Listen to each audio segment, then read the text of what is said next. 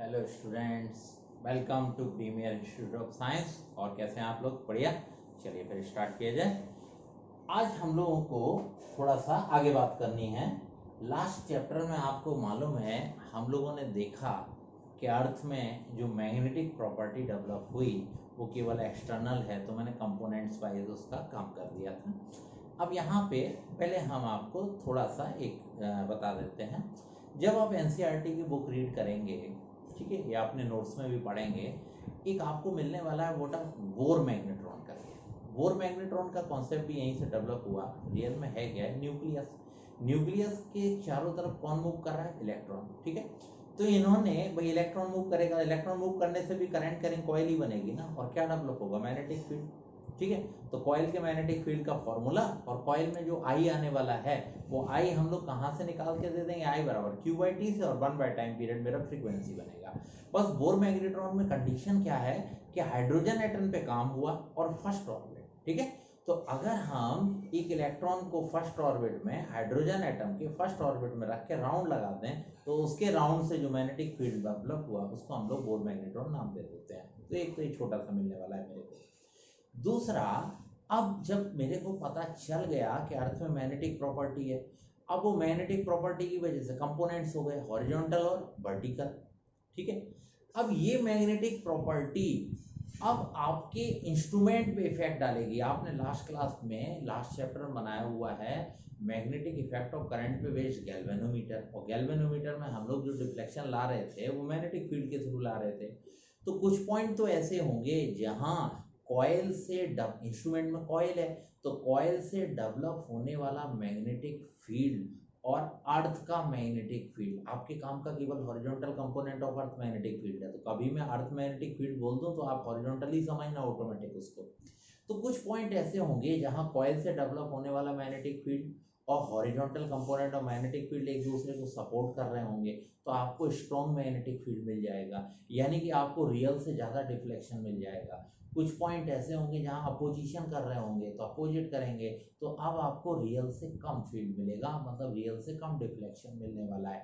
इसका मतलब है कि ये मेरे को जैसे ही पता चला अर्थ में मैग्नेटिक प्रॉपर्टी है तो मेरा इंस्ट्रूमेंट गैल्वेनोमीटर जो है अब एक्यूरेटली वर्क नहीं करने वाला।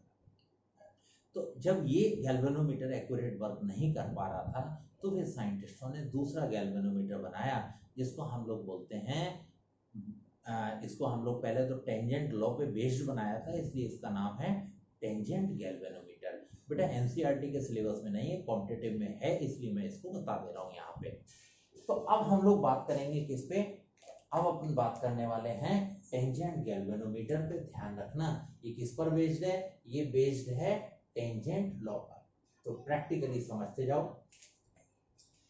इसको तभी अप्लाई करना टेंजेंट गैल्वेनोमीटर को जब दो मैग्नेटिक फील्ड परपेंडिकुलर डायरेक्शन में काम कर रहे हो। ठीक है, बस अच्छे से एक बार समझ लेंगे डेरिवेशन, सारे इंस्ट्रूमेंट ऑटोमेटिक समझ लेंगे। सबसे पहले मेरे पास कुछ भी नहीं है तो मेरे पास एक फील्ड है, बता रहा हूं मैं। जब मेरे पास कुछ भी नहीं है तो मेरे पास horizontal component of earth magnetic field है। कुछ भी नहीं है तो मेरे पास horizontal component of earth magnetic field है। ये horizontal component of earth magnetic field आ गया। अब जब हम मैग्नेट को रखेंगे तो इस कंडीशन में बेटा मैग्नेट ऐसे रख जाएगा।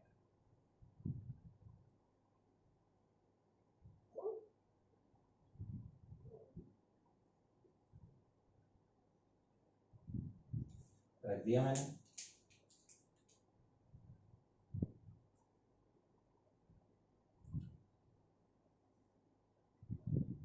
ये रहा एन पोल और ये रहा एस पोल। भाई फाइनली वहीं रुकेगा जहां मैग्नेटिक फील्ड है। अब मैंने क्या किया? मैंने करंट फ्लो की और करंट फ्लो करके मैग्नेटिक फील्ड बनाया। ठीक है, जब हमने करंट फ्लो करके मैग्नेटिक फील्ड बनाया मतलब एक और एक्सटर्नल फील्ड लगाया तो वो फील्ड यहां आएगा। अभी तक ये था केवल तो मैग्नेट यहां था, अब ये आया तो अब इन दोनों का जहां रिजल्टेंट होगा मैग्नेट बेटा टर्न करके वहीं चला जाएगा। जहां इन दोनों का रिजल्टेंट होगा मैग्नेट टर्न करके वहां जाने वाला है।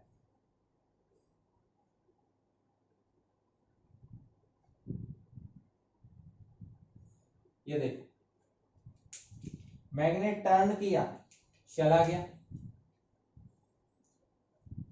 Plus M minus M, angle कितना बनाया, थीटा, एंगल कितना बनाया, थीटा। ठीक है, अब रिजल्टेंट मैग्नेटिक फील्ड है ना, ये क्या है, रिजल्टेंट मैग्नेटिक फील्ड, वही आपका कौन है, डिफ्लेक्शन। जब मैग्नेटिक फील्ड एक दूसरे के परपेंडिकुलर है, इसीलिए मैंने बोला तब ये वर्क कर रहा है। तो आप न्यूमेरिकल करते समय ध्यान रखना, जैसे ही आपको दो मैग्नेटिक फील्ड परपेंडिकुलर दिखे, आप समझ जाना आपको टेंजेंट लॉ लगाना है। ठीक है, फिर हम टेंजेंट लॉ पहले निकालेंगे, बाद में टेंजेंट गैल्वेनोमीटर बनाएंगे उस पर बेस्ड। अब देखिए, इस प्लस पर फोर्स लगा एम बी, प्लस पर फोर्स लगा एम एच, माइनस पर फोर्स लगा minus M B, minus sign का मैंने यूज कर लिया अपोजिट डायरेक्शन में, फिर भी अपने याद रखने के लिए माइनस लगाया। इधर क्या लगेगा, माइनस एम एच। ठीक है, थोड़ा सा इंक्रीज किया,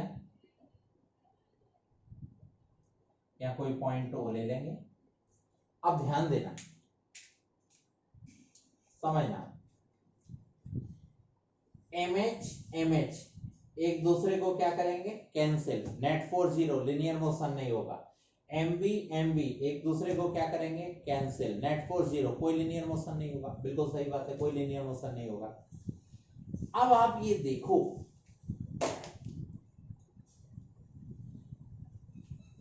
ये मैंने मैग्नेट रखा हुआ है, ये मैंने मैग्नेट रखा हुआ है। अब अगर मेरे को मैग्नेट का डिफ्लेक्शन चाहिए, मेरे को मैग्नेट का डिफ्लेक्शन चाहिए, मतलब थीटा का वैल्यू चाहिए, तो मैं क्या करूं, मैं ना इन दोनों के इफेक्ट को कैंसिल कर दूं। कैसे, ये दोनों, इसको देखो, ये कैसे घुमाने की कोशिश कर रहा है एमएच, इसको एंटी क्लॉकवाइज, और एम भी इसको कैसे घुमाने की कोशिश कर रहा है, क्लॉकवाइज। एम भी कोशिश कर रहा है कि मैग्नेट क्लॉकवाइज घूम जाए, मैग्नेट घूमेगी तो डिफ्लेक्शन आ जाएगा। एमएच कोशिश कर रहा है मैग्नेट एंटी क्लॉकवाइज घूम जाए, मैग्नेट घूमेगी तो डिफ्लेक्शन आ जाएगा। मेरी बातों पे ध्यान देते रहना। ठीक है, अब ये नेट मैग्नेटिक फील्ड में रखा हुआ है। अब अगर ये दोनों इसे नहीं घुमा पा रहे हैं, मतलब इधर से कोई लेना देना नहीं है, तो अगर मैग्नेट अपने आप घूमे, मैग्नेट अपने आप घूमे भाई, तो आप ऐसे सोचो, मैं आपको देखो प्रैक्टिकली समझाऊं। तीन चीजें यहां काम कर रही हैं, एक अर्थ का मैग्नेटिक फील्ड, एक कॉइल में करंट फ्लो हो रही है वो, और एक मैग्नेट। मेरे को इन तीन में से दो को कैंसिल कराना है कि एक के डिफ्लेक्शन को रीडिंग में बदल देना है। बात समझ गए ना, एक अर्थ, दूसरा करंट कैरिंग कॉइल का फील्ड, और तीसरा मैग्नेट का मैग्नेटिक फील्ड। मेरे को क्या करना है, इन तीन में से दो को कैंसिल करा के एक की वैल्यू से जो डिफ्लेक्शन आएगा उसे न्यूमेरिकल वैल्यू में कन्वर्ट कर देना है। मेरा कॉन्सेप्ट सिर्फ इतना है। अब प्रैक्टिकली यहां क्या किया जाता है, यहां पर हम इसमें जो करने वाले हैं, ठीक है, इसमें हम लोगों ने देखा कि अगर हम ये एम बी घुमा रहे हैं, इसको कैसा, एम बी ने घुमाया बेटा क्लॉकवाइज, एम एच ने घुमाया एंटी क्लॉकवाइज। अगर हम इन दोनों के टॉर्क को इक्वल कर दें, इन दोनों के टॉर्क को इक्वल कर दें, तो ये दोनों टॉर्क अगर इक्वल हो गए तो इसे घुमा ही नहीं पाएंगे। अब ये घुमा नहीं पाएंगे तो अब जो भी डिफ्लेक्शन आएगा वो किसकी वजह से आएगा, मैग्नेट की वजह से आएगा। क्लियर ना, और वही मेरे को सॉल्व करना था, वही मेरा पर्पस है, तो मैंने वही किया। अब देखो, मैं थोड़ा सा आपको यहां दिखा रहा हूं। मैंने इस ट्रायंगल में बात करना शुरू किया, मैं इस ट्रायंगल में बात करूंगा तो ये चीजें मेरे को मिलती रहेंगी बेटा। अब देखना ध्यान से, ये थीटा है, ये 2l था, ये l, अब ये l, तो ये मेरे पास कौन आएगा, l cos थीटा, तो ये पूरा कौन आएगा, 2l cos थीटा, तो ये बना 2l cos थीटा। ये सामने वाला l sin थीटा, तो पूरा कितना आ जाएगा, 2l sin थीटा। ठीक है, ये मैंने साइडें दे दी। अब मैं वही करूंगा जो मेरे को करना था, क्या, clockwise torque is equal to anti clockwise torque. ठीक है, मैंने बना लिया भाई, clockwise torque, is equal to anti clockwise torque. बिल्कुल कंफ्यूज मत हो ना, मेरी बात ध्यान रखना। तीन फील्ड है, दो को कैंसिल करा दो एक दूसरे से, तो जो एक बचा हुआ है वही आपका रीडिंग बनता रहेगा। ठीक है, अब मैंने सेट किया इसको, तो अब मैं सेट कर रहा हूं। अब मेरे को कैसे सेट करना है, clockwise torque is equal to anti clockwise torque, इन सबको कैंसिल करा दिया जाए। अब देखो क्लॉकवाइज टॉर्क, तो क्लॉकवाइज किसने घुमाया, एम बी ने, तो टॉर्क का मतलब force into perpendicular distance, force कितना एम बी। अब इस एम बी के परपेंडिकुलर कौन एक्ट कर रहा है, 12 cos थीटा। एंटी क्लॉकवाइज कौन घुमा रहा है, एम एच। अब इस एम एच के परपेंडिकुलर कौन है, 12 sin थीटा। ठीक है, चलो एम से एम उड़ा दो, उड़ा दिया, 12 से 12 उड़ा दो, उड़ा दिया।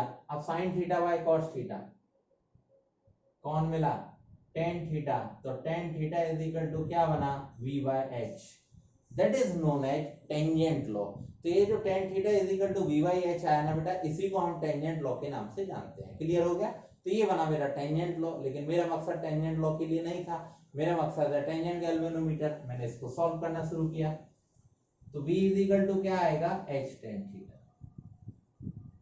v कैसे डेवलप किया था मैंने, कॉइल के थ्रू डेवलप किया था। चलिए कॉइल का मैग्नेटिक फील्ड लगाओ, mu naught oblique 4 pi 2 pi ni by r is equal to h into tan theta.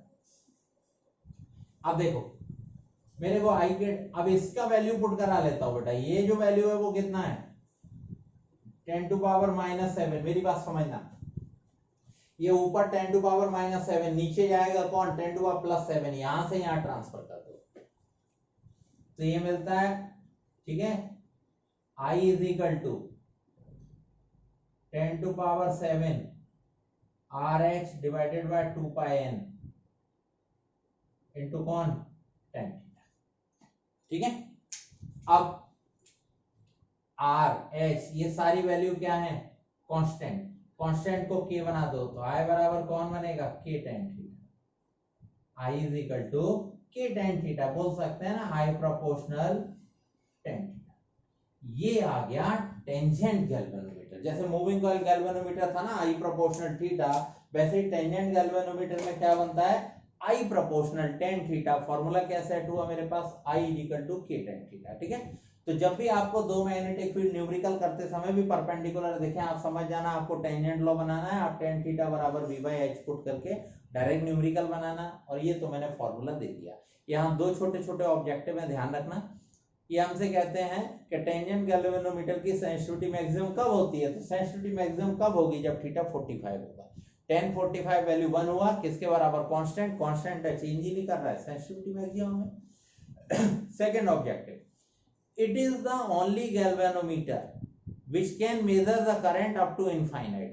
ठीक है, प्रैक्टिकली ऐसा पॉसिबल नहीं है, लेकिन थियोरेटिकली ये कहां तक करंट मेजर कर सकता है, इनफाइनाइट तक, जबकि दूसरा कोई इनफाइनाइट तक मेजर नहीं कर सकता। भाई इसमें मैग्नेट है। अब ये प्रैक्टिकली क्यों नहीं कर सकता, क्योंकि इनफाइनाइट करंट से इतना ज्यादा हीट बनेगी कि मैग्नेट अपने ओरिजिनल फॉर्म में नहीं रह पाएगी। ठीक है, वो डिमैग्नेटाइज हो जाएगी। तो ऐसे करके हम लोगों ने टेंजेंट गैल्वेनोमीटर कवर कर लिया। अब बेटा जब हम इन सब चीजों को कवर कर लेते हैं, तब फिर हमें पता चलता है कि मटेरियल के अंदर जो मैग्नेटिक प्रॉपर्टी है वो रियल में आई कैसे, मैग्नेटिक प्रॉपर्टी मटेरियल के अंदर आई कैसे। तो मटेरियल के अंदर जो मैग्नेटिक प्रॉपर्टी है उसका ओरिजिनल फॉर्मेट क्या है वो अपन देखते हैं जरा। ये कहते हैं मटेरियल के अंदर जो मैग्नेटिक प्रॉपर्टी है उसके आने का रीजन क्या है, उसके आने का रीजन, हर मटेरियल के पास एक न्यूक्लियस है, न्यूक्लियस के अराउंड कौन मूव करेगा, इलेक्ट्रॉन। ये इलेक्ट्रॉन मूव करेंगे, तो इलेक्ट्रॉन मूव करके क्या बना रहे, करंट कैरिंग कॉइल। अगर इन्होंने करंट कैरिंग कॉइल बनाया तो क्या बना, मैग्नेटिक फील्ड। तो इसको हम लोग बोलते हैं एटॉमिक मैग्नेट। ठीक है, तो हर किसी मटेरियल में एक एटॉमिक मैग्नेट तो है ही। इसके साथ साथ मटेरियल में जो फ्री इलेक्ट्रॉन है, सॉरी जो इलेक्ट्रॉन है, उनकी अगर बात करें तो इलेक्ट्रॉन खुद अपनी एक्सिस के अबाउट स्पिन मोशन कर रहे होते हैं। क्या कर रहे होते हैं, स्पिन मोशन। अब जो इलेक्ट्रॉन अपनी एक्सिस के अबाउट स्पिन मोशन कर रहे हैं तो उसमें ध्यान देना, पेयर्ड और अनपेयर्ड इलेक्ट्रॉन, पेयर्ड में एक क्लॉकवाइज जाएगा तो दूसरा एंटी क्लॉकवाइज, तो ये दोनों एक दूसरे के इफेक्ट को क्या करेंगे, कैंसिल। जबकि अनपेयर्ड में उसकी मैग्नेटिक प्रॉपर्टी रहेगी। मेरी बात समझो, न्यूक्लियस के अराउंड कौन घूम रहा है? इलेक्ट्रॉन। इलेक्ट्रॉन के घूमने से क्या डेवलप हुआ? एटॉमिक मैग्नेट साइड कर दिया मैंने, ये तो बनना ही बनना है।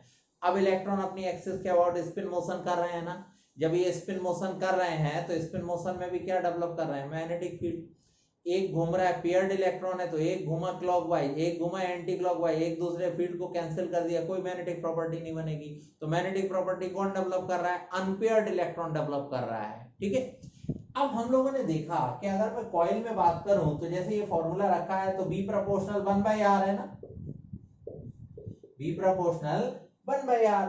तो अगर हम देखते हैं तो स्पिन मोशन में r का वैल्यू कैसा है? मिनिमम, तो उसका मैग्नेटिक फील्ड कैसा है? मैक्सिमम।